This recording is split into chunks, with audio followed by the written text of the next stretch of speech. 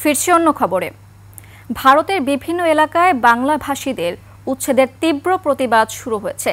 রাজধানী সহ আসাম ও একাধিক রাজ্যে বাংলাভাষীদের বাংলাদেশি তকমা দিয়ে হেনস্থার অভিযোগ উঠেছে। বাঙালিদের হয়রানির প্রতিবাদে আগামী 16 জুলাই কলকাতায় মিছিলের আয়োজন করেছে তৃণমূল কংগ্রেস। ওই মিছিলে মমতা বন্দ্যোপাধ্যায় থাকবেন বলেও জানা গেছে। সানবিট সব দিবে সামাল।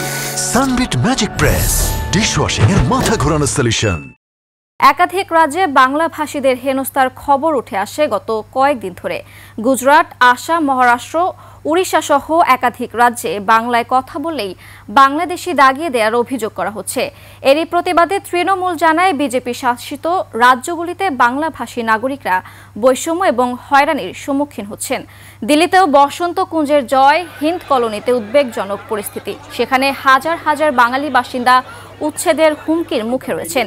এদিকে আসাম রাজ্যের বাংলাভাষী বিশেষ করে মুসলিম জনগোষ্ঠীর বিরুদ্ধে বাংলাদেশি পরিচয় দিয়ে উচ্ছেদের ঘটনায় রাজ্য জুড়ে তীব্র প্রতিক্রিয়া দেখা দিয়েছে। আন্দোলন ছড়িয়ে পড়েছে বরাক ও উপত্যকার বাঙালি অধ্যুষিত এলাকাগুলোতে।